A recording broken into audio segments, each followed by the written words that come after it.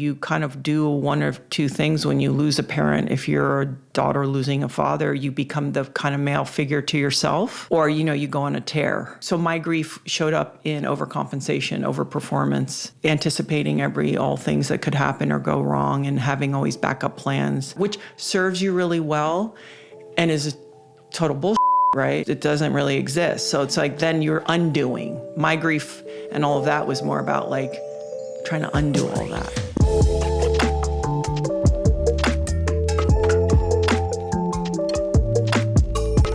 Gabby Reece, I want to thank you for being here. Well, thank you. And for being at your place. Thanks for being here. I know, I live here. Yeah. I'm the host of the podcast, but I'm literally in your humble abode. Isn't it great? Thank you. No, thank you for coming here. It makes my life so much easier. You have no idea. I'm trying to make it easy on you. Yeah. I think we're off to a good start.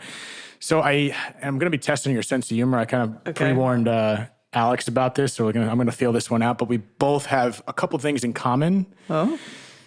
It's probably not that obvious to me right off the bat. It's not? I don't know. So my dad, we both lost your dad at a young age. Mm-hmm. You were even younger, 5. Mm-hmm. I was 12. So there's a couple of things I want to direct the conversation, but feel free to go wherever you feel comfortable. Both of our dads died, your dad died in a plane crash. Mm-hmm. My dad involved a plane, but not quite. Right. So honest, both sides of the spectrum. And I wasn't trying to make a joke there. But I was like, was that the joke? Not really. Anyone that listens to this podcast, my jokes always don't land. So we're just going to go right there. But it's interesting with your story because, there's grief that comes when you know something's going to happen. And then there's grief at a young age where I feel like the process happens much later. Mm. And that's what it was for me. So I'm curious to learn your experience about losing your dad at such a young age, how that, of course, shaped the rest of your life. But what was that process, losing your dad at 5 years old when you only remember so much? Well, I think also there's some real differences. Right off the bat, being 12 is way harder than 5 because you're moving into sort of those formative years where you're going to start developing more of your own beliefs and how the worldview is, and then something serious like that happens. It's sort of like why divorce is much harder for a 12, 13, 14, or 15-year-old than a little kid. So starting with that. Secondly, your dad went to work that day and didn't come home. I actually was not living with either one of my parents when my dad died. I was living with childhood neighborhood friends. My mother's from Long Island. So neighborhood friends that they'd hang out, and they were a couple. I was not genetically linked to them, but I called my Aunt and Uncle Joe. And they, I remember I was sitting in my room and the phone rang because it's, it's landlines. And so I remember the tone in my Aunt Norette's voice, and I knew something was wrong. And so then she came into my room, and I was sitting in my bed, and she had told me. So it's a different sense of loss. Also, I think there's something really different about, I saw my dad, he put me to bed, or I said goodbye to him when he went to work, and then he didn't come home. Mm. I think that is even more, there's something where the rug really gets pulled out, where I was almost a little more accustomed to some space without these people in my life. Yeah, I guess I think the way I look at it is there's differences, but I'm not to say which one is. You want me to be really sad? Is that it? I was hoping you'd cry by now. It's only been 4 minutes. I'm actually disappointed. No, listen, of course. I think we all want to know where we come from. Mm. So maybe you have a greater sense of that than I had the opportunity because you, do you know what I'm saying? Like, yes. I knew my dad and he, would do this on the weekends or whatever. I didn't know. I knew my dad when he would come to visit. And also,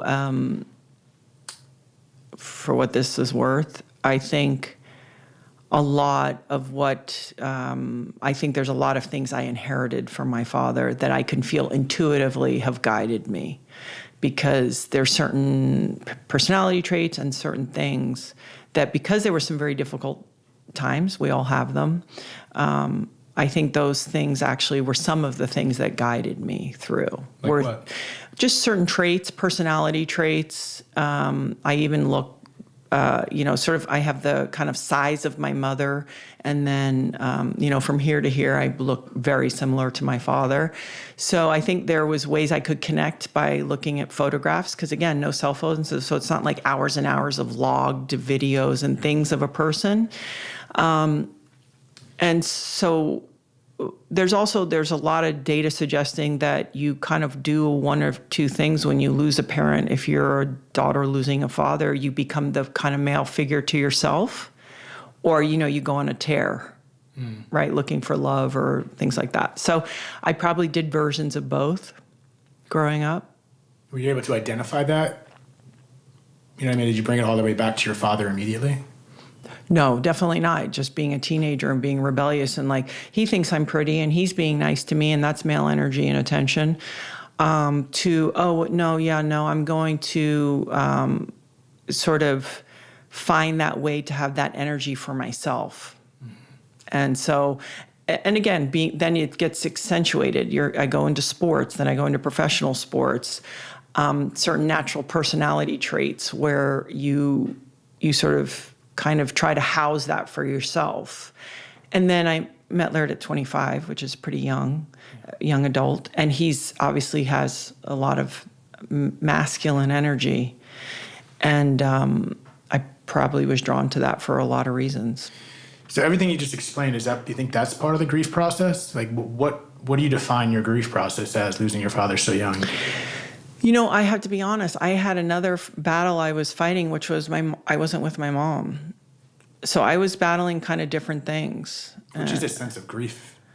It's on maybe it's not. Yeah. So I don't know that I could just put it onto one thing. I think I was sort of trying to navigate not feeling secure, mm-hmm. and feeling like who was going to take care and what was going to happen. And it showed up in a lot of ways. So it showed up in overcompensation. It showed up in, I went to college at 17. I started modeling at 18. I bought a townhouse at 19. Wow. Why did I do that? I was looking for roots, security, a place that I knew was going to be there.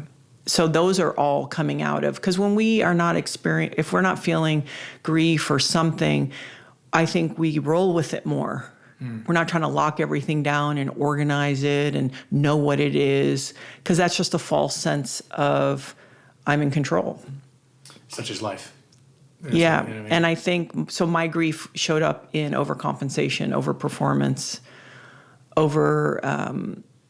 I look to the future, like anticipating all things that could happen or go wrong, and having always backup plans and things like that, which serves you really well and is total bullshit, right? Like, yeah. It's just, it doesn't really exist. So it's like, then you're undoing. My grief and all of that was more about like trying to undo all of that. Maybe I made a certain part of my personality feel good and still for a minute, but it also creates a lot of limitations. So how do you have the wherewithal and the sense of, hey, it's all really scary and that's okay? Because when you experience loss early, they talk about attachment styles. Well, one of them is in a detached way. And that certainly was the way I did it. Detached. Okay, that makes right, because it's like, oh, you're going to leave, or whichever that way that means. In my case, it was you're going to leave out the door and you're going to leave. Yeah. You're going to die. And so then you have to get to a place where you're like, wait a second, am I going to love and risk and do all these things that are really scary to me? If you want to build a life that has, color and possibility, I think you have to let go. Yeah, it's much easier said than done. And I was just talking to someone, about letting go. And I want to go backwards to something that you said that stood out when I asked you what was your grief process, and you started bringing up your relationship with your mother, and it was hard to identify. Normally I feel like I'd even ask the importance of identifying it, but then I realized it's not important. I think what you did is relating to that, in that it was tough to identify, and therefore, since it was tough to identify, you weren't able to identify, but you were able to identify the emotions regardless. Yeah. And that's key. Yeah, I think there was levels of that. I think you do a version of, because it's also survival and it's hierarchy of needs and importance. So when you're young, it's like, oh, I have to get through school. Okay, now I'm going to move back with my mom. Now I have to try it as a young adult to build a life. And then as maybe you start to live life, you go, oh, wait, there's some other things that I need to deal with. And those then move from the bottom of the list, and they sometimes move higher. I think, and then you have kids, and then it becomes important for a different reason. Because it's like, hey, I don't want to pass this on or have this limit me as sort of this loving parent because I have these things. So when you're in survival mode, it's one thing. And then I think as you get the little bit of space, if you get that opportunity, that's why if you think about it, people that come from really tough areas and they're experiencing loss all the time, but they don't get the luxury and the space to really take a look at it because there's no, their foot's always on the gas of, hey, I got to survive. Yeah. I got to get through this. I still have to work. I still have to keep the lights on. Where for me as a young adult, I got a little bit of runway. And it was like, oh, okay, I can start to just take a look at this. Yeah, I mean, that's the different experience in general. Because if you don't have that time to work it out, it's just going to continue to, excuse my language, to fuck you up in many ways or screw things up in many ways. And again, it goes back to losing someone that's so young, because I feel like a lot of our stuff we project and do ends up being from when we're kids. So when you get hit with something like that, you think? I'm like, how could the first 16 years of your life determine, quite possibly, unless you're paying attention, the next 70? Back to what I was saying, I don't know. That's amazing. It's kind of insane. I have these conversations all the time, and people that are looking back, it always goes back to the childhood. And that's why it's so fascinating that you had this, let alone just the normal stuff that goes on. You have a traumatic experience like that. Did you had that recollection before it happened, but after that, the memories go black for you? About my feelings about my dad? Yeah. No, it was interesting because my dad was very beloved on his side of the family. And so, for example, I got more reunited with them when I was 18 because I then started working and traveling so I could come out. They're from Trinidad, but a lot of them lived in California, so I could come and visit and get to know them again. And I also always stayed pretty close to my dad's brother, my Uncle Teddy. And what was interesting for me was there was something about me that reminds them of him.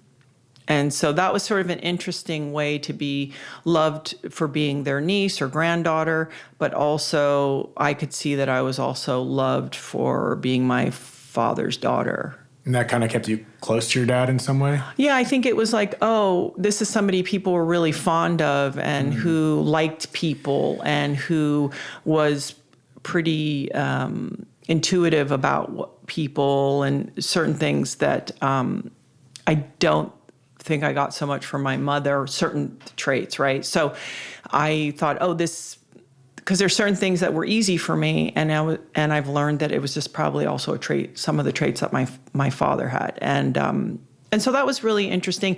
The funniest was meeting an old girlfriend of his that really liked him.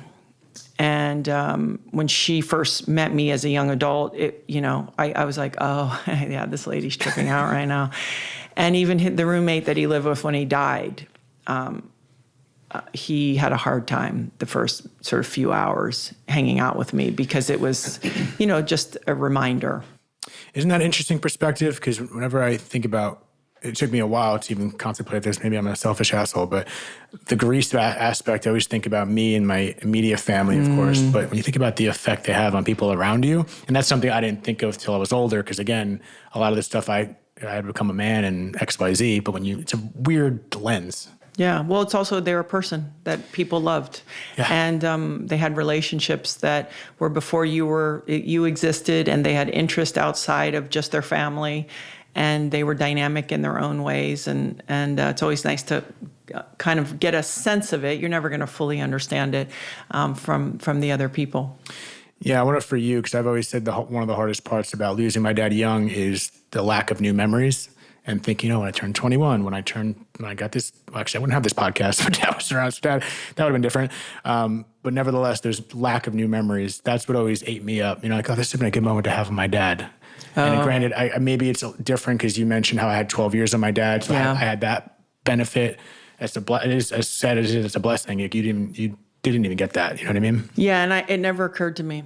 I'm sorry. And no, meaning I was in such high gear of get it done. Yes. That I wasn't thinking, in fact, it's very interesting, and it's sometimes a hard thing to figure out how to balance, is I don't check in with anyone about anything. In general? I mean, I have a husband, so I check in now with him it's been almost 28 years. But I'm saying as far as like anyone else in my life, I don't check in with anybody about anything because I have always felt like I'm on my own. So sometimes that has a harshness to it where it's because it's not customary. Right? So traditionally we sort of do things. But for example, I did an interview this morning at 8 a.m. for my volleyball coach from college, who I'm very close to. And I love and respect her. So I have allegiances and loyalties, but I always felt like, I'm on my own. And so with that, I never had this idea of like, even traditions or certain things. It's just like, I didn't really have that. And then obviously Laird and I have built a family, and I have 3 daughters. And within that, I want to be really solid and consistent for them. But there's tones where I know my youngest especially wishes I was more fanfare and like sort of about, and I'm like, she's like, you're so functional and practical. It drives her nuts. Right? Like she wants to get like a Thanksgiving, right? And I will have the biggest Thanksgiving dinner, and it's like a hammer, but she'll be like, well, let's decorate and do all this stuff. And I'm like, oh God, like whatever, that's extra. So that's a byproduct of sort of not swimming in those pools of like, what would this be like? And what would that be like? And it's so fascinating how it all correlates to that. You know what I mean? One totally obviously traumatic experience or any other experiences you've had can just transfer to the littlest things. Oh, yeah. It almost seems freeing. I wish I didn't check up with anyone. Well, I always say this because I'm trying to develop, and when I say good family, I mean a family that's connected. I don't mean a DuPont family. Like, they went to whatever, Harvard. I don't care. It's a good family for me is a family where everyone gets to be themselves, and somehow maybe they're trying to be connected. And my hope was to try to develop a good family. But even within that, I tell my daughters, if you want to come see Dad and I, or you want to visit, it's also got to be good for you. You don't owe me anything. You're not obliged to me on anything. Because what I do know is I don't want any relationship like that, even with my children.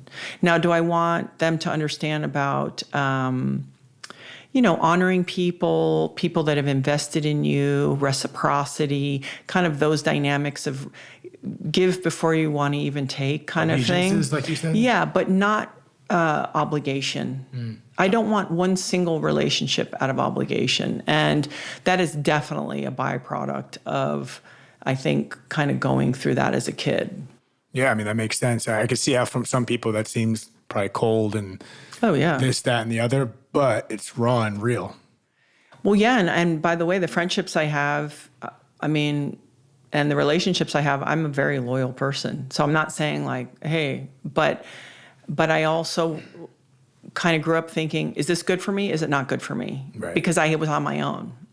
So there's a harshness in that, but that I think it's better anyway. In fact, there's a book sitting on my desk called The Power of Me. And it's like, let's say your family gets together and the conversation was like, they're going to be together for 8 days. I'm not saying your family, but let's say a family. And one member of the family goes, it really works good for me for about 3 days. And then I got to go. Great. They should do that. And that's sort of one of the things it talks about, which is like those real honest and direct lines of communication, which also make me I have the capacity to be more loving and more giving. I can give way more, and I can serve everybody in my life way more because I'm in a certain way also ruthless. I love that. And you're aware of it. And it does make sense because if you're overextending yourself or forcefully doing something, therefore it's not natural and it's not going to be good for anyone. No. And you remind me of my sister, not you particularly, but that example you gave reminds me of my sister because we haven't done it in a while. We try to do family vacation, me, my mom, and my sisters, only boy. And when we do these trips, Gina is usually the one. Gina, if you're going to listen to this, she's always the one that's like, all right, I'm going to get there Friday, but I got to leave Saturday night or Sunday morning. We'll stay the extra day. And we don't get like offended. Like, no, I get it. You got to do what you got to do. You got your kids, whatever. Yeah. It's Gina. It's all good. And she's making the effort she wants to be on the trip, but that's her. And I'll stay an extra day or by myself. That's me. And And I think that's so important. I just want to be in relationships where people feel like they can really be themselves. Yes. And I feel like I'm going to also do that. And as females, that's one level harder, right? We're taught like, be nice and be sweet. Is that okay? You know, all that. It's training, right? And I think, again, I've gotten rid of a lot of that. But I'm much more loving, and I have a bigger space to hold for people. Is it because you're kind of keeping within your bandwidth? Does that make sense? No, I'm just able to be myself. And so all of the energy is there for me to access, to use at all times. There you go. And it doesn't mean I don't do things I don't want to do. Of course, that's part of life. But I'm just saying in general, the more I can operate like that, it's just better. People are, I mean, it's weird. People are, I guess it's not weird. People are very uncomfortable being themselves, which I understand for without understanding many facets. I mean, I've had to battle with that, but it's so much, when you get through that cusp, that first like wave, that first barrier, if you will, of just doing it, you're like, oh my God, it's so much better. You have so much less on your shoulders, so much less to pretend. Like you said, Laird it's very honest. Oh my God. You don't carry that weight of being something else. Yeah. And you just live a better life. Easier said than done. Oh, yeah. How do you break through that without having an experience like you did? I think you just practice, right? I think you practice with, I have a acquaintance, she's from Bosnia. She's pretty fabulous. And somebody invited her to like some baby shower. And she's like, darling, do they know me? You know what I mean? Like, that's me. Put me on that list too. Unless you're my very best friend, don't invite me to like these girl gatherings with games and stuff. Like, please don't do that. Like, your house is on fire. You need someone to come get you. I will be there. Yeah, it's like, you know, oh my gosh, you know, Snickers in a dirty diaper bag. Like, I'm not down with it. So when she said that, I thought, oh, and I think if you just practice. So it's hard. Obviously, you know, even professionally, you can practice with a way that you have to communicate because it needs to be appropriate. But you have to have a, you know, professional communication, but in all areas, every time something happens, you know, for me, they always say, notice in your body where it shows up. My ears will burn. Really? Oh yeah. Like if I have something that's like, I don't like, or I didn't like the way it went down, or and then my face will start kind of burning. Wait, does your ear get red? No, it just burns. It's like a heat that goes right up there, which means like, oh, this is making me uncomfortable, or there's something about this I don't like. So instead of shoving it down and packing it down and putting away, some people say, hey, they feel it in their solar plexus. Some people say, hey, my throat gets narrow. It's like, find the courage, but find the words. Because one thing you don't want to do, and this is the worst. Let's say, we're going to make a hypothetical. I've done something, you've done something to me in a way, in a working environment that maybe was, you know, like you took credit for something, or you said you were going to do something and you didn't. Okay. So then I approach you, but I don't approach you in that way. So I don't say, hey, listen, this went down. I didn't really appreciate it. I just want to let you know. Instead, I come in hot. I maybe say too much stuff. Now, all of a sudden, I'm apologizing to you because of something that ultimately I was actually trying to work out with you. And it's the same in my personal life. If I blow up at Laird, I've lost my point. And so I always try to tell my girls, if you have a gripe with me, come and tell me, because you don't get to stand on your point if you don't know how to communicate. Because all of a sudden, if you go, you know, you did that and that, you know, and you're out of your mind, then all of a sudden you're like, okay, so listen, I'm really sorry that I freaked out. Yeah. But that's not what the conversation was about.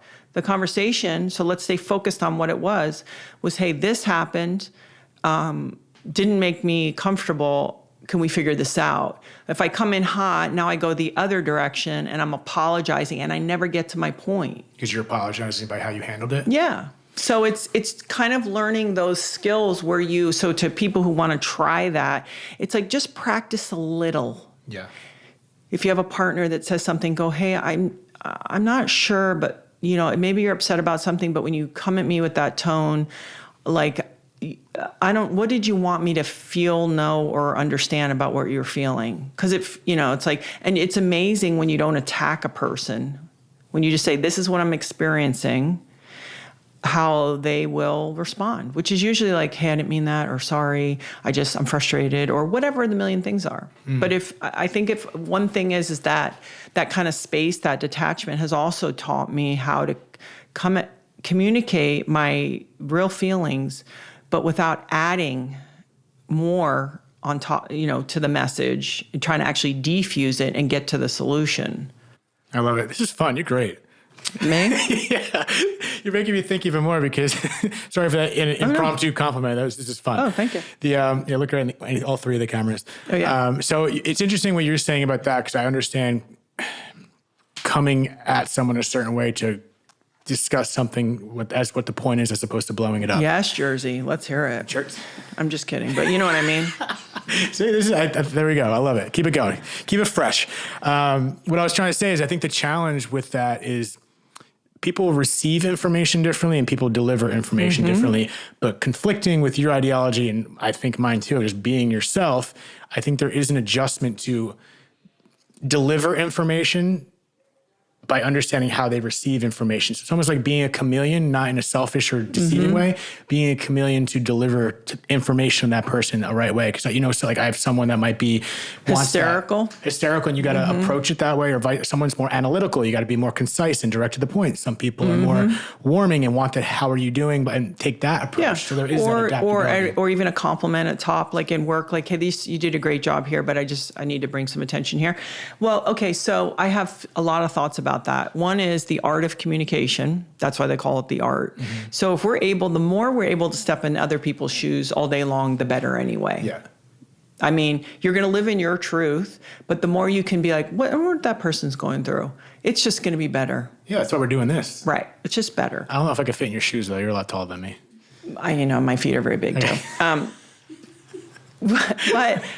But there also comes a point where you can't let that be the deterrent for not opening up the can of worms, because you're like, oh my God, then how are they going to react and all this. You also just have to see how it goes. And finally, and most harshly, right at the end of all that, Byron Katie always says, what you think of me is none of my business. At some point, you got to say it. Yeah. So it's always a blend. Like, is this the third time we're trying to do this? And we're are they got a lot on their plate? Like, it's great. And then at a certain point, you also just have to be able to say stuff. And especially if you're trying to come from a place of love and not fear or ego, which is never going to really work out. So if you're sort of lined up and be like, no, I'm just trying to make this better and solve this, there will always be people who react a certain way that you're not going to win. And it's recognizable. I think we all have that intuitive nature of knowing if someone's BSing you. Maybe not everyone, actually. Some people have real poor antennas, but again, you called me Jersey earlier. I like to pull up Jersey on a pedestal one more time. But there is that, I think we do have that, I don't mean to say we. Now I'm going off on a tangent about Jersey. Direct. Yeah, but I'm saying it's just that understanding BS. I think everyone has that, not just Jersey, but and I think we do have those natural antennas. If someone's coming at you correct or not. And I think that in itself is a big step of, even if they might not be delivering it. Right. I mean, that's a sense of compassion. I think that's training too, right? Like when in the house. Oh. I think that's kind of great sometimes if parents can be like, because I grew up, the 5 years I lived with a couple, they were from Long Island. My Aunt Ray used to say stuff like, and she was very loving. And then she'd be like, kid, you're bothering me. Go away. Don't go away mad, but go away. Right. Mm-hmm. Like, so I learned this other language of I can be highly loved and taken care of. And someone can also be direct with me, Are you tough love? Do you give tough love? With my kids? In general, I guess, with anything. I don't know. You'd have to ask the people in my life. I don't know that I'm so tough love. No, I don't think so. I don't think that's you would maybe think that, but I try to be real even keeled and pretty chill. And apparently I have decent patience.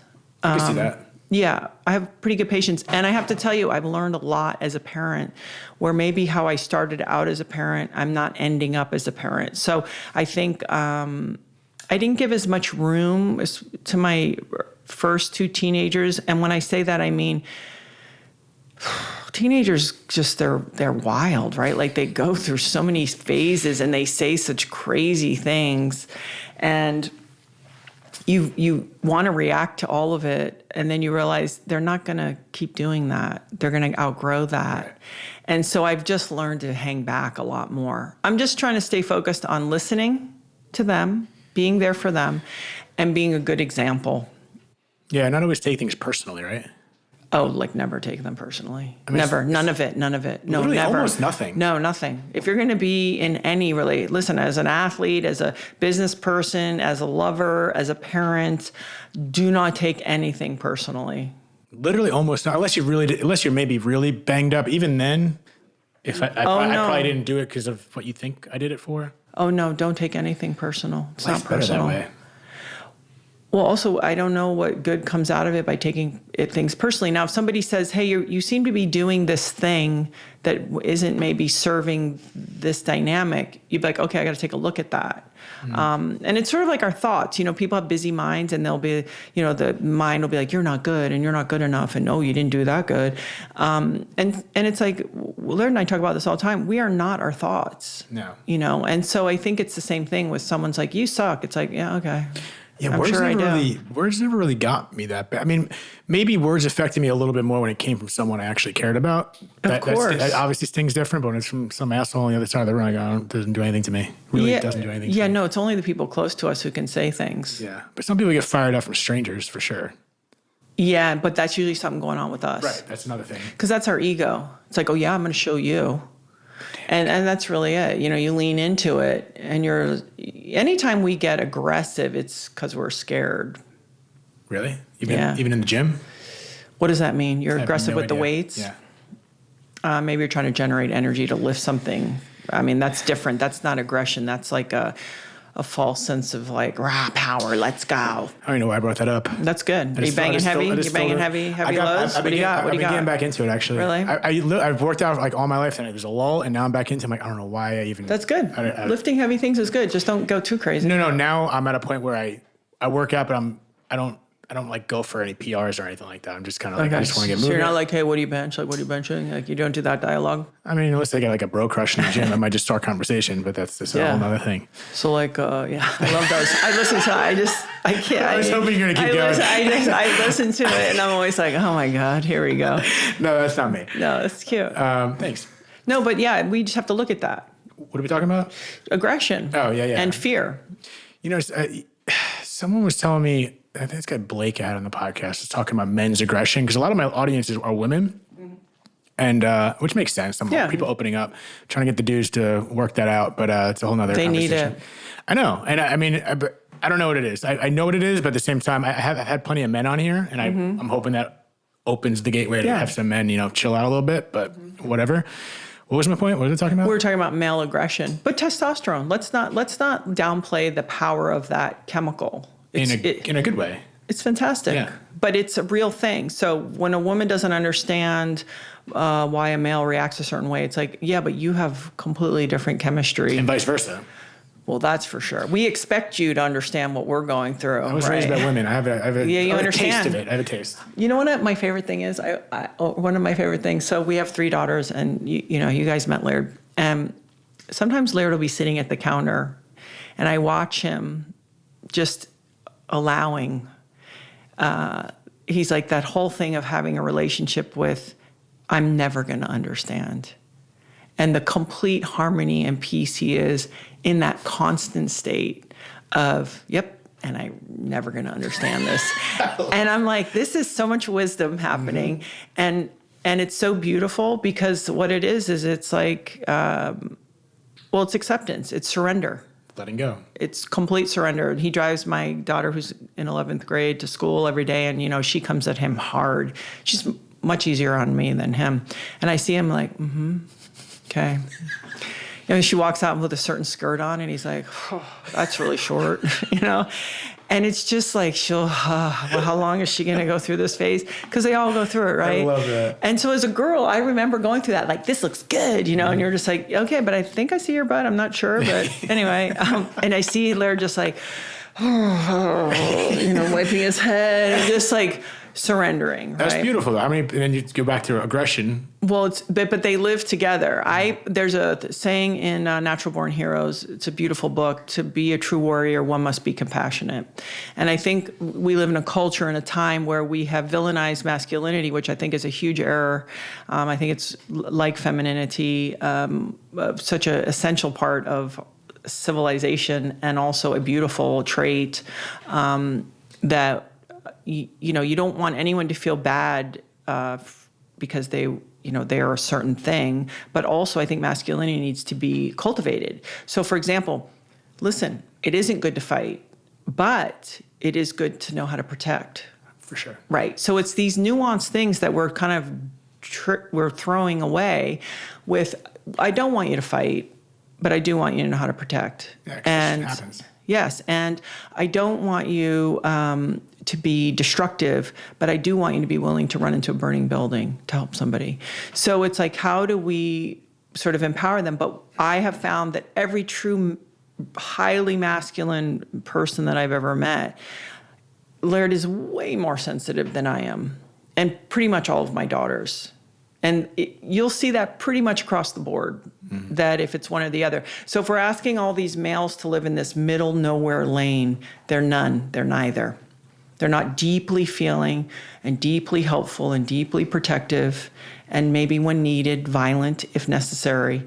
It's like, yeah, just live in this quiet nowhere land and they don't get to express.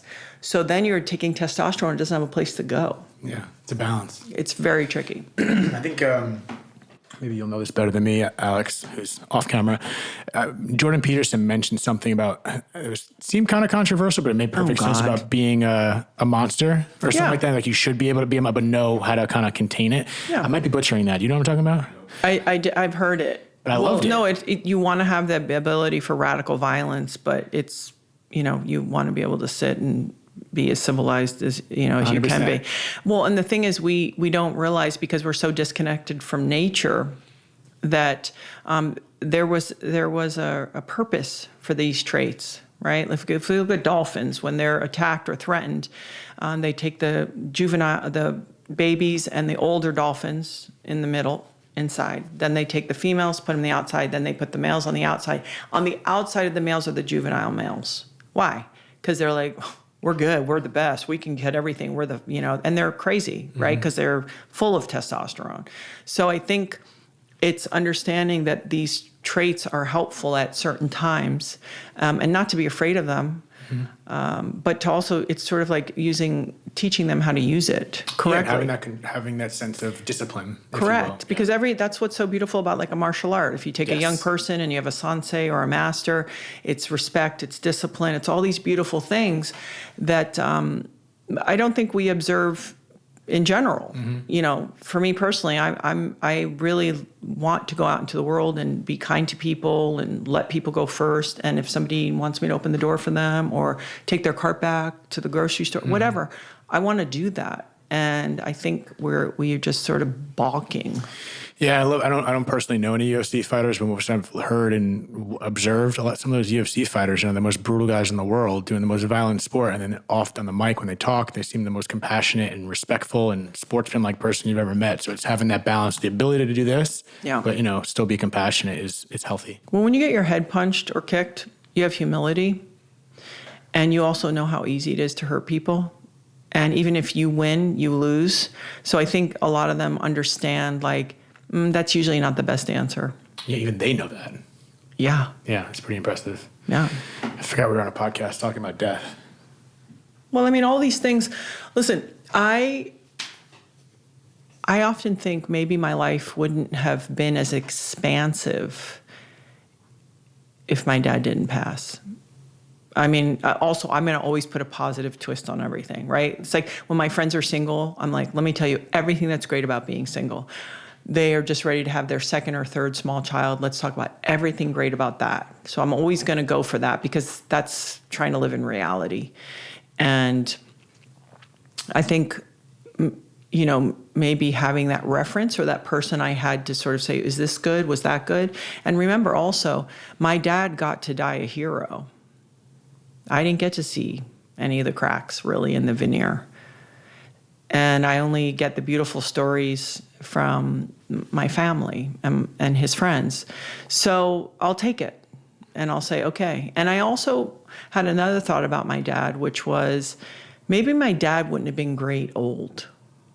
There are certain people that maybe they wouldn't have been quite as happy. He was kind of a real free spirit, flying planes, doing all this stuff. And I thought, okay, well, maybe that was better for him somehow. Wow. I don't know. We won't know. Maybe we won't know, but maybe we'll find out. Yeah. Do you believe, as a closing statement, that's interesting because do you have beliefs towards what happens after and anything like that? I just think when you look at nature, it's so magical, and the universe is so expansive. And I think when I look into each person, they're so unique. So I would never have the audacity to think this is it. And I think our spirits and our energy, maybe it transforms and moves into a different realm and does something different. Maybe this is school for us. Maybe we're in school right now, and then we'll move on, hopefully learn a couple things. But yeah, this idea of like, when you're dead, then you're in the ground. I'm like, ooh, there's so much magic all around that, it's hard for me to believe, but maybe that's what I want to believe. I have literally, I feel like you were talking with my mouth, because I feel the exact same way. I literally had a conversation recently, clearly a lot. And I was saying, like, I'm like looking up, I'm like, this is too ridiculous to be nothing after this. Like the way everything is formed, the nature, like you said, the things we feel, there's the miracles, whatever the hell you want to call it happens, is too absurd and magical, like you said, for just to be nothing. But I could be wrong. I'm not affirming either, but it seems too ridiculous to just be nothing. And I think for me, one thing that's really important for all of us to wake up each day is a sense of hope. And having hope that I could be better today, that there's a reason for this, and that there's something bigger, that lands the best for me. Does that help you with any grief that you may have in your life in regards to losing people, the belief that you just explained? Yeah, sure. I think it's interesting. I would say this. If I'm grateful for having lost someone early, is also the practice. I have friends that they get all the way until they're 40 and they haven't really had a loss. And then it's usually like a parent or something. And it really is an ass kicker in a whole new way, where there is something when you've had early loss that you've at least developed a space and a relationship with loss. I agree. Yeah, we don't have to get into it now, but I almost lost my mom last month.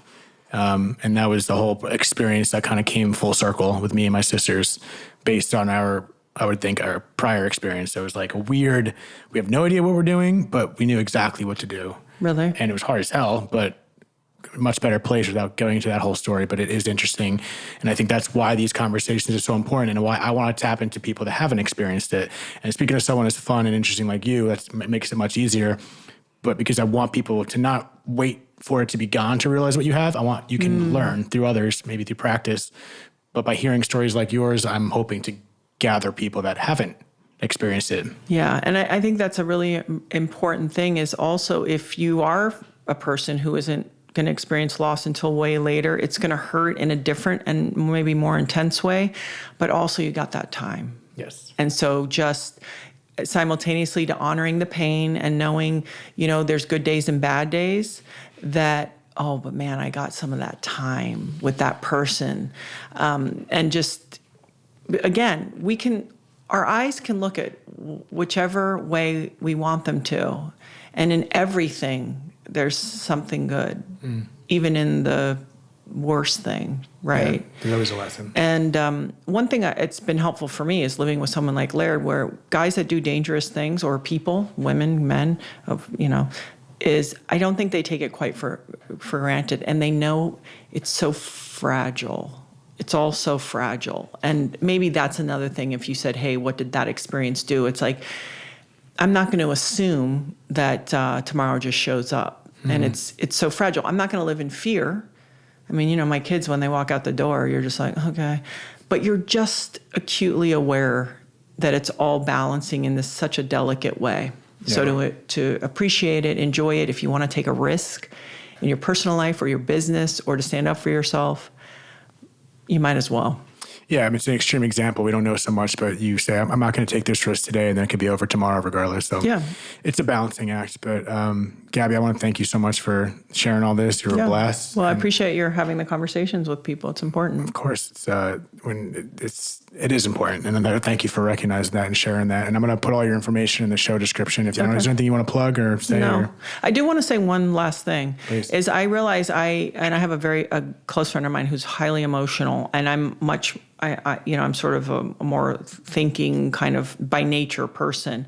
What I have learned though, and that I really stand by and honor when people have experienced a loss and grief, there is no way to do that.